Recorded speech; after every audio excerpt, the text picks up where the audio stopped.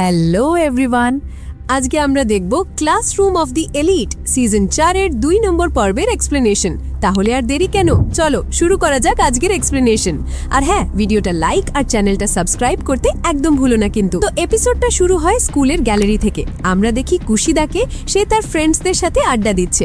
আর ঠিক তখনই সেখানে এন্ট্রি নেয় ফার্স্ট ইয়ারের একটা ছেলে, নাম তার ইয়াগামি তাকুয়া। আর মজার ব্যাপার হলো এই ছেলেটা আর কেউ না, কুশিদারি মিডল স্কুলের ক্লাসমেট। ইয়াগামিকে দেখে কুশিদাও তাকে চিনে ফেলে আর তার বন্ধুদের বলে, জানিস ইয়াগামি আমাদের মিডল স্কুলে খুব স্মার্ট একটা ছাত্র ছিল। এখানে একটা জিনিস খেয়াল করো, দূর থেকে এই পুরো সিনটা দেখছিল আয়ানো কোজি আর হরিকিতা। আয়ানো কোজির সাথে সাথে হরিকিতাকে জিজ্ঞেস করে, আচ্ছা এই ছেলেটা কি কুশিদার অতীত নিয়ে কিছু জানে? তবে হরিকিতা জানায়, আসলে যে জিনিসটা আমার কাছে ইন্টারেস্টিং লাগে আমি শুধু সেটার দিকেই মনোযোগ দিই, তাই না আমি ইয়াগামিকে চিনি না। অন্যদিকে ইয়াগামি অনেক অনুরোধ করতে থাকে এবং কুশিদাকে এই স্পেশাল টেস্টে তার পার্টনার হওয়ার জন্য রিকোয়েস্ট করে। মানে তার হাবভাব দেখে লিটারালি মনে হচ্ছিল সে কুশিদাকে আগে থেকেই খুব পছন্দ করে। আর বেচারি কুশিদা তো তাকে এড়িয়ে যাওয়ার জন্য বলে, আমার মনে হয় তোমার নিজের লেভেলের কাউকে খুঁজে নেওয়া উচিত। কিন্তু ইয়াগামি একদম নাছোড়বান্দা, সে সোজা বলে দেয় কুশিদা রাজি না হওয়া পর্যন্ত সে অন্য কাউকে পার্টনার বানাবেই না। অ্যান্ড ফাইনালি কুশিদা তখনকার মতো পরিস্থিতি সামাল দেওয়ার জন্য তাকে বলে, আচ্ছা ঠিক আছে আমি ভেবে জানাবো। এরপর সিন শিফট হয় আর আমরা দেখি আয়ানো কোজি, হরিকিতা আর সুডোকে একটা ক্যাফেতে। আর ভাই এদের তিনজনের এখন একটাই মিশন, যে করেই হোক সুডোর জন্য একজন পার্টনার খুঁজে বের করা। কারণ সুডোর একাডেমিক র্যাঙ্ক হলো ই, মানে এই র্যাঙ্ক নিয়ে একা পাশ করাটা লিটারালি ইম্পসিবল।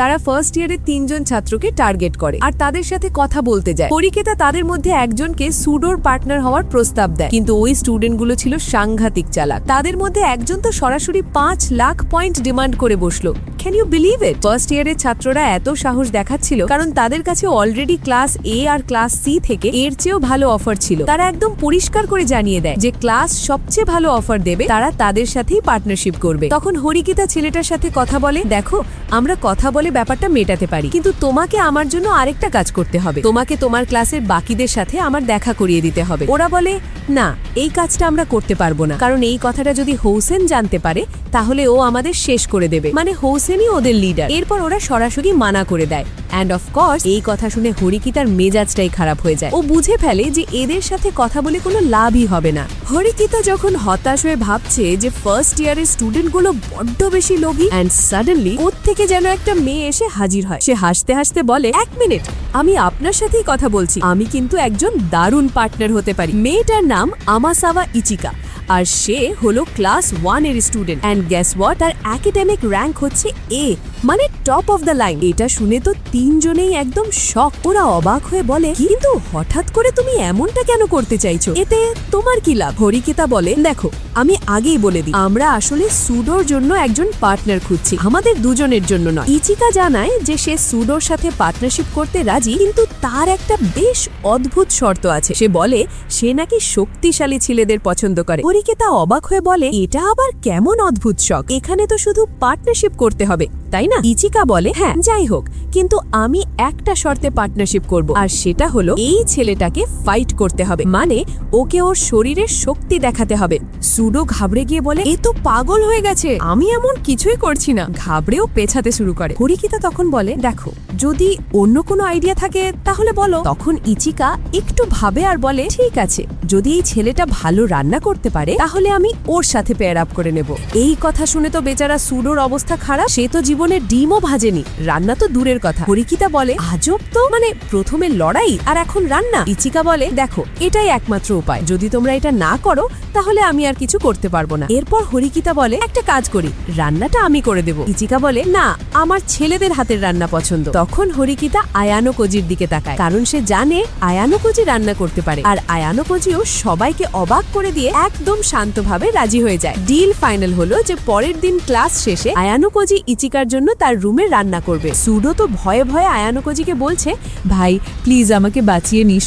পরের দিন ইচিকা আয়ানো কোজিকে সাথে নিয়ে শপিং এ যায় আর সেখানে সে আয়ানো কোজিকে দিয়ে একটার পর একটা দামি রান্নার সরঞ্জাম আর উপকরণ কেনাতে থাকে। আয়ানো কোজি যখন জিজ্ঞেস করে যে এগুলোর টাকা কে দেবে, ইচিকা একটা মিষ্টি হাসি দিয়ে বলে, অবশ্যই তুমি দেবে। বেচারা আয়ানো কোজির কাছে ওগুলো কেনা ছাড়া আর কোনো উপায় ছিল না। ও জিনিসগুলো কিনে নিজের রুমে নিয়ে যায় আর ইচিকাকে বলে, দেখো তুমি এখানেই বসো, আমি তোমার জন্য খাবার বানিয়ে আনছি। ইচিকা বলে, দেখো চিটিং করবে না কিন্তু। আয়নোকোজি বলে, একদম না, তুমি আমার ফোনটা নিজের কাছে রাখতে পারো। এই বলে ও নিজের ফোনটা ওর সামনে রেখে রান্না করতে চলে যায়। কিন্তু এখানে একটা টুইস্ট আছে। আমরা দেখি আয়নোকোজির কানে এয়ারফোন লাগানো, আর অন্য প্রান্ত থেকে হরিকিতা তাকে রান্নার প্রত্যেকটা স্টেপ বলে দিচ্ছে। মানে বুঝতেই পারছো এখানে কি চলছে। এইটা ছিল হরিকিতার আয়নোকোজির একটা পারফেক্ট টিম ওয়ার্ক। কিছুক্ষণ পরই আয়নোকোজি একটা অসাধারণ দেখতে ডিশ তৈরি করে ফেলে। ইচিকা খাবারটা খেয়ে এতটাই ইমপ্রেসড হয় যে সে পুরো বাটি শেষ করে ফেলে। সে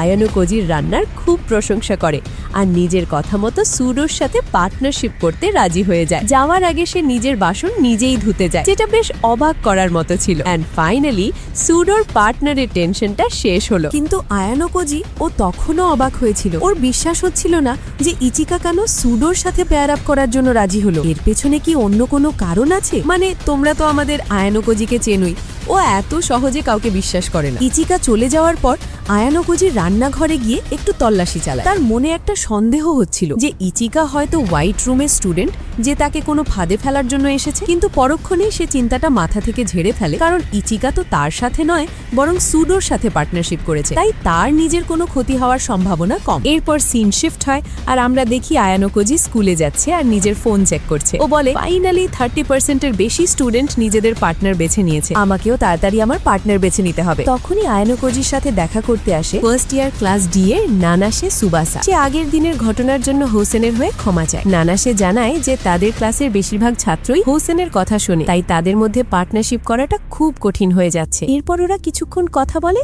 আর আবার হোসেনের ব্যাপারে কথা শুরু হয়। আয়নোকোজি সরাসরি বলে, দেখো আমাদের পেয়ার আপ করার জন্য কিছু লোক দরকার, আর আমি জানি তুমি এই কাজটা করতে পারবে, বলো এর জন্য তোমার কি চাই। মানে আয়নোকোজি সরাসরি ডিল করা শুরু করে। আমরা একটা মিটিং করতে পারি যেখানে আমরা এই বিষয়টা সহজে মিটিয়ে নিতে পারবো। আর হ্যাঁ, নানাশে এই প্রস্তাবে রাজি হয়ে যায়। এরপর আমরা দেখি আয়নোকোজি সোজা সুজুনের কাছে যায় আর ওকে সবটা জানায়। দুজনে বলে, হ্যাঁ ঠিক আছে, কিন্তু আমাদের আগে সুডো আর ইচিকার ব্যাপারটা দেখতে হবে। অন্যদিকে আমরা ক্লাস এ এর স্টুডেন্টদের দেখি, ওরা তখনও প্ল্যান করছিল যে তারা ফার্স্ট ইয়ারের স্টুডেন্টদের আরো ভালো অফার দেবে, কিন্তু পার্টনারশিপ করবে না। আসলে তাদের প্ল্যান হলো রুয়েনকে একটা বড় ফাঁদে ফেলা। আবার অন্যদিকে রুয়েন তার লোকদের জানায় যে তারা আসলে কাউকে একটা পয়সাও দেবে না। এটা পুরোটাই একটা ব্লাফ, যাতে ক্লাস এ আরো বেশি পয়সা খরচ করতে বাধ্য হয় এবং ফার্স্ট ইয়ারের ছাত্ররা তাদের বিশ্বাস করে। মানে দুই ক্লাসের মধ্যে একটা সাংঘাতিক মাইন্ড গেম চলছিল।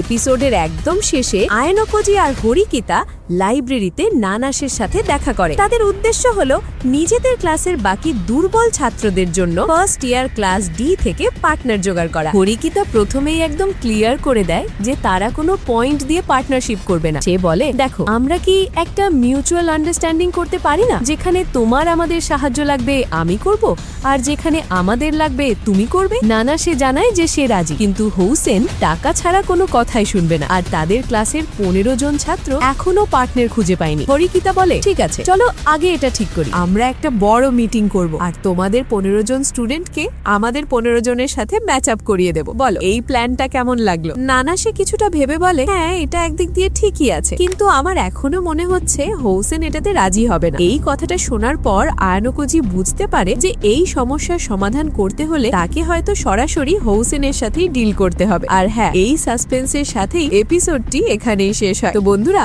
এই এপিসোডটা তোমাদের কেমন লাগলো অবশ্যই আমাকে কমেন্ট করে জানিও। আর হ্যাঁ, যদি এক্সপ্লেনেশন ভালো লেগে থাকে তাহলে একটা লাইক আর সাবস্ক্রাইব করতে একদম ভুলবে না। চলো তাহলে আবার দেখা হবে তোমাদের সাথে আরেকটা নতুন এপিসোড আর নতুন এক্সপ্লেনেশন নিয়ে। ততক্ষণের জন্য টেক কেয়ার, গুড বাই।